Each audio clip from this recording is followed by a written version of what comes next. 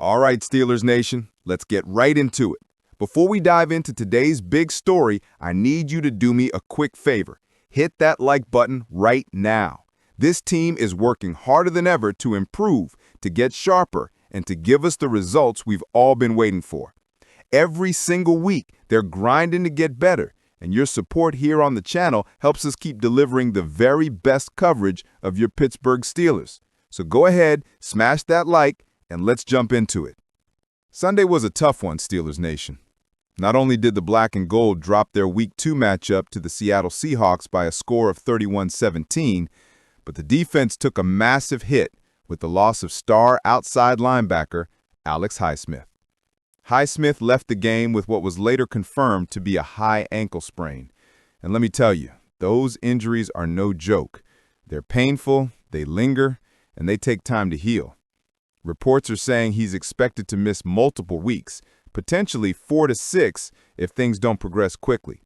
If he ends up on injured reserve, that means he's automatically out at least 4 games. For a defense already struggling to find consistency, this is a brutal blow. Now, to put this in perspective, Highsmith was off to a fantastic start this season. In Week 1, he was one of the few bright spots on a defense that gave up way too many big plays. He was pressuring the quarterback, setting the edge against the run, and flat out playing like the difference maker we know he can be. Losing him now isn't just about missing a body on the field. It's about losing a tone setter, a guy who brings energy and leadership every snap. Here's the harsh reality. The Steelers' defense hasn't been playing up to expectations so far. We all came into 2025 believing this unit would be a dominant force, with names like T.J. Watt, Cam Hayward, Minkah Fitzpatrick before the trade, and Highsmith. This was supposed to be the heart and soul of the team. But through 2 weeks, it hasn't looked that way. Against the Jets in Week 1, they gave up way too many points and had to be bailed out by Aaron Rodgers and the offense. Against Seattle, things completely unraveled in the fourth quarter, with the Seahawks hanging 17 points in just 15 minutes of football. And now, without Highsmith in the lineup, the pressure on the rest of the unit just got even heavier. This is where leaders like Watt and Hayward have to step up, but it's also where the younger guys have to prove they belong. Which brings us to the next point. Now, as painful as this loss is, it's not the end of the world. Pittsburgh actually has some depth at outside linebacker, and this is where guys like Nick Herbig and Jack Sawyer come in. Herbig has been steadily improving, showing flashes of the explosiveness and high motor that made him such an intriguing draft pick. He's been disruptive, he's learning quickly, and now he's going to have a bigger role than anyone probably anticipated this early in the season. And then there's Jack Sawyer. If you watch closely on Sunday, you saw him record his first career sack and make a couple of nice plays against the run. For a rookie, that's the kind of performance you want to build on. If Sawyer can continue developing, this unfortunate injury to Highsmith could turn into an opportunity for him to accelerate his growth and prove he belongs on the field. The bottom line is this: while losing Highsmith stings, the Steelers do have some insurance policies, but there's no question the margin for error on defense just got a lot smaller. Now, while the defense struggled, one of the most shocking moments of Sunday's game didn't even come on defense. It came on special teams.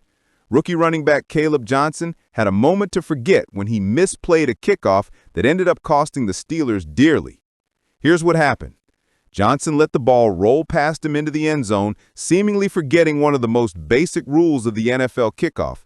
Instead of jumping on it and securing possession, he froze, and Seattle pounced on the loose ball for a wild touchdown. Head coach Mike Tomlin did not hold back afterward. He told reporters that Johnson's mistake was nothing more than poor judgment, and then he hit him with this dagger. The Steelers practiced that exact scenario every single day. According to Tomlin, there was no excuse for the blunder. That's a tough moment for the rookie, who came into the league with a ton of hype after dominating at Iowa. Johnson's collegiate numbers were off the charts, over 2,700 yards of rushing and 32 total touchdowns, including a monster 1,537-yard, 30-touchdown season to close out his career. But the NFL is a whole different animal. So far, he's been limited to kickoff duty behind Jaylen Warren, but mistakes like this could cost him future opportunities if he doesn't clean things up. The good news is he's still young, and rookies make mistakes. But on a team like Pittsburgh, where every play matters, there's very little margin for error. Steelers fans came into Acrisure Stadium on Sunday buzzing with hope. Aaron Rodgers made his debut in Week 1, the offense showed some flashes, and the defense was supposed to be the rock of this team. Instead, the black and gold left their fans stunned with a disappointing 31-17 loss to the Seattle Seahawks, falling to 1-1 on the young season. Now let's be clear, this wasn't just a loss. This was the kind of game that exposes issues, the kind that makes you ask tough questions, because the defense, a unit filled with star power and high-paid talent, looked anything but dominant.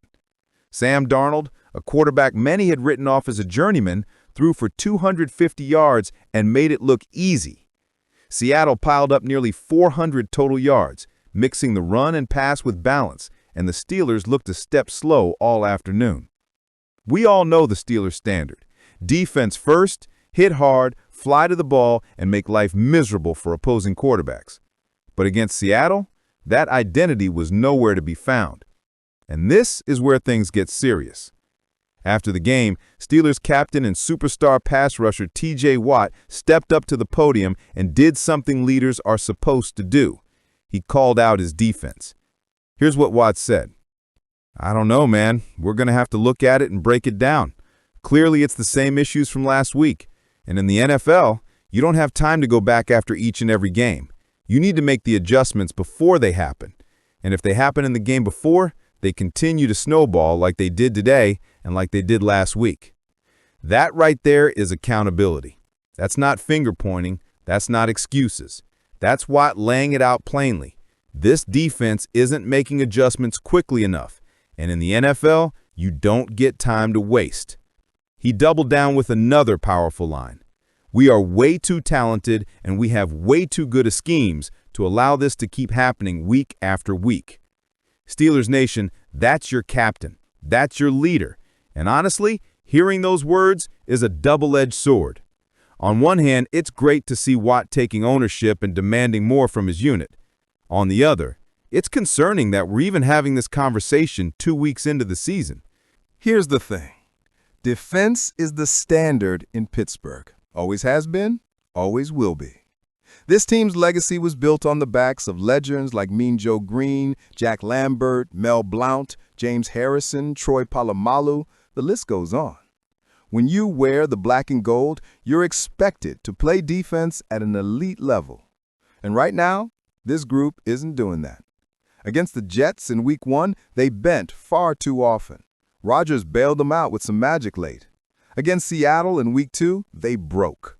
Darnold was too comfortable in the pocket, the tackling was sloppy, and the coverage left wide open windows all afternoon. It's one thing to lose a game. It's another thing to get outplayed in your own building, with your supposed strength, the defense, looking like a liability. Let's break it down. Number 1, missed tackles. Seattle backs consistently turned short gains into long runs because defenders weren't wrapping up. That's fundamentals, and Mike Tomlin made it clear after the game that fundamentals matter. Number 2, coverage breakdowns. The Steelers' secondary was caught flat-footed on multiple occasions. Communication looked shaky, and Darnold took advantage. This is where losing Minkah Fitzpatrick really shows. And number 3, lack of adjustments. This is exactly what Watt was talking about. It's not that the Steelers don't know what the issues are, it's that they aren't fixing them fast enough. When a problem shows up in Week 1 and it's still there in Week 2, that's not a coincidence. That's a trend. The good news? The Steelers have leaders like Watt who aren't afraid to say the hard things. And that matters. Great teams don't just celebrate when things go right, they confront issues when things go wrong. Watt's words weren't just frustration, they were a challenge to his teammates, to the coaches, and to the entire locker room. Raise the standard, fix the mistakes, and do it now.